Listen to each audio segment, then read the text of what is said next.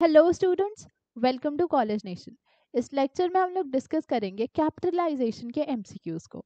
ये सारे ही एमसीक्यूज आपके सेमेस्टर एग्जामिनेशन के पॉइंट ऑफ व्यू से बहुत ज़्यादा इंपॉर्टेंट है और 80 से 90% चांसेस है कि ये एमसीक्यूज आपके सेमेस्टर एग्जामिनेशन में आ सकते हैं, तो इन्हें ध्यान से देखिएगा। Which of the following is not an application of working capital? अब इसमें से क्या एक वर्किंग कैपिटल कंसिडर नहीं किया जाता है? तो वर्किंग कैपिटल क्या होता है? हमारे डे टू डे ऑपरेशंस में जो भी फंड्स लग रहे हैं उनको हम वर्किंग कैपिटल कहते हैं। और ये बेसिकली 1 साल से कम टाइम पीरियड के लिए जो भी फंड्स रिक्वायर्ड है उनको वर्किंग कैपिटल के अंदर रखते हैं। तो day to day expenditure of business, तो ये तो एक तरीके से हमारा वर्किंग कैपिटल है। Current obligation for payment, current obligation है वो, यानी कि अभी पेमेंट करनी है, तो वर्किंग कैपिटल है ये। Expenditure in the usual course of business, ये भी है। एक्सपेंडिचर टू एक्वायर कैपिटल, अब कैपिटल एक्वायर करना है यानी कि लॉन्ग टर्म के लिए अगर हमें फंड्स एक्वायर करना है तो ये हमारा वर्किंग कैपिटल नहीं होता है। ठीक है, तो this is not an application of working capital. Working capital represents the portion of current assets financial through long-term funds. This indicates net working capital and gross working capital. ठीक है, the portion of working capital जिसमें कि current assets financial through long-term funds होते हैं उनको हम क्या कहते हैं? तो उनको बेसिकली हम net working capital या फिर gross working capital कहते हैं। ठीक है, तो 1 is correct, 2 is correct, both 1 and 2 are correct, या फिर neither of the 2 is correct. तो इसका करेक्ट आंसर है बोथ। इसको हम नेट वर्किंग कैपिटल भी कहेंगे और ग्रॉस वर्किंग कैपिटल भी। Which of the following factors affect the working capital requirement of a business? अब इनमें से कौन सा ऐसा चीज है जो कि किसी भी बिजनेस के वर्किंग कैपिटल रिक्वायरमेंट को अफेक्ट करता है? Nature of business, credit policy, production policy, या फिर all of the above.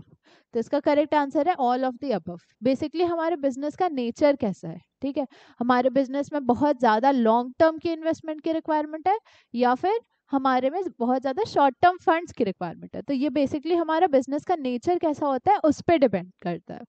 Credit policy, अब क्रेडिट पॉलिसी क्या होती है, यानी कि हम अपने जितने भी कस्टमर्स हैं उनको कितने टाइम पीरियड के लिए क्रेडिट दे सकते हैं, उस पर भी डिपेंडेंट होता है और प्रोडक्शन पॉलिसी पे भी। तो इसका करेक्ट आंसर है all of the above. Current asset include, अब ये जो करंट एसेट होता है, करंट एसेट मतलब ऐसे एसेट्स जो कि हमें 1 साल से कम टाइम पीरियड के अंदर सारे बेनिफिट्स देते हैं।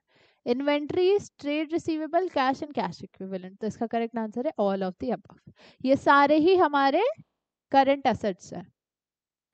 ओवर कैपिटलाइजेशन मीन्स, अब ओवर कैपिटलाइजेशन का क्या मतलब होता है? सपोज हमारे पास एक फर्म है, उस फर्म में हमें रिक्वायरमेंट है 15 लाख के कैपिटल की। ठीक है, 15 लाख के कैपिटल में भी हम जो रिटर्न अर्न कर पा रहे हैं उस पर 10% का कर पा रहे हैं। तो वो 15 लाख के कैपिटल पे अगर हम 10% का रिटर्न अर्न कर पा रहे हैं तो ओवर कैपिटलाइजेशन के सिचुएशन में क्या होगा कि अगर हम उस 15 लाख को 10 लाख कर दें, ठीक है, तो भी हमारा जो रिटर्न है वो 10% का ही रहेगा। ठीक है, 10% का ही रिटर्न हम तब भी अर्न कर रहे होंगे। तो इस केस में हमारा जो बिजनेस होगा वो ओवर कैपिटलाइज होगा, यानी कि जितने कैपिटल की रिक्वायरमेंट है उससे ज्यादा कैपिटल हमारे फर्म में लगा हुआ है।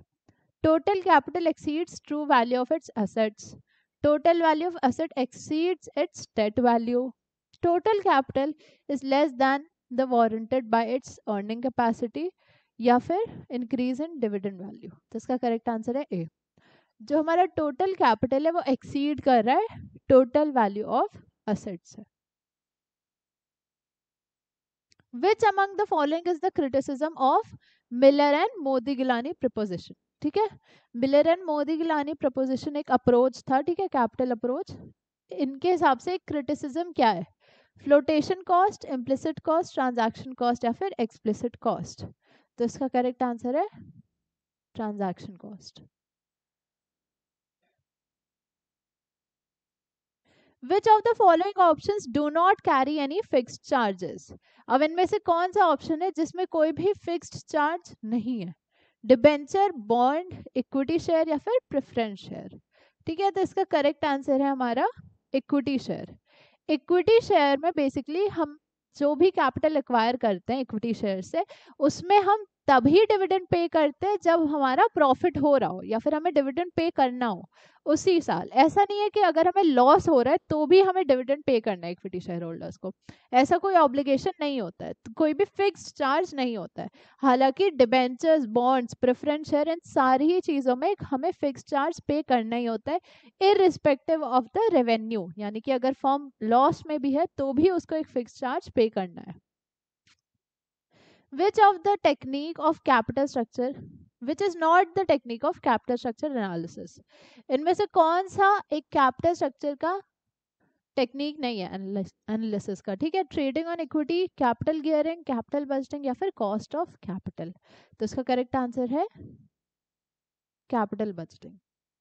ठीक है, ये हमारे कैपिटल स्ट्रक्चर एनालिसिस का कोई भी टेक्निक नहीं है।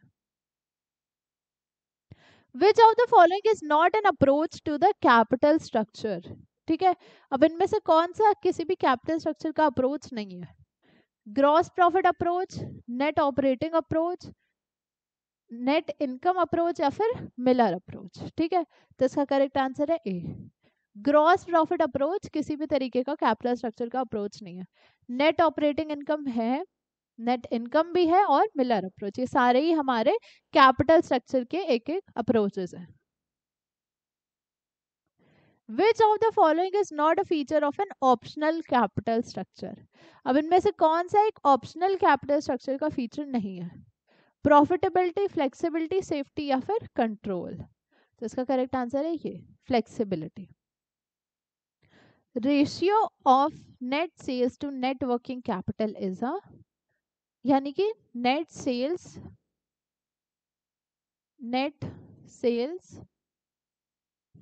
Upon net working capital. ठीक है, ये किसका रेशियो है? Profitability ratio, current ratio, liquidity ratio या फिर वर्किंग कैपिटल टर्नओवर रेशियो। तो इसका करेक्ट आंसर है डी। इसमें बेसिकली हम मेजर करते हैं नेट सेल्स और नेट वर्किंग कैपिटल के रेशियो को। ठीक है, तो स्टूडेंट्स अगर आप अपने सेमेस्टर एग्जाम की प्रिपरेशन को और बेटर करना चाहते हैं तो आप आज ही हमारे कॉलेज नेशन के ऐप पे हमारा कोर्स चेकआउट कर सकते हैं। इस कोर्स में आपको रिकॉर्डेड लेक्चर्स मिलेंगे, सारे नोट्स और पीडीएफ्स प्रोवाइडेड होंगे, एमसीक्यूज प्रोवाइडेड होंगे जो कि चैप्टर वाइज भी होंगे और सब्जेक्ट वाइज भी होंगे। तो आप ये सारा कोर्स हमारे कॉलेज नेशन के ऐप पे चेकआउट कर सकते हैं जो कि आपको सिर्फ और सिर्फ 499 पड़ेगा। Thank you.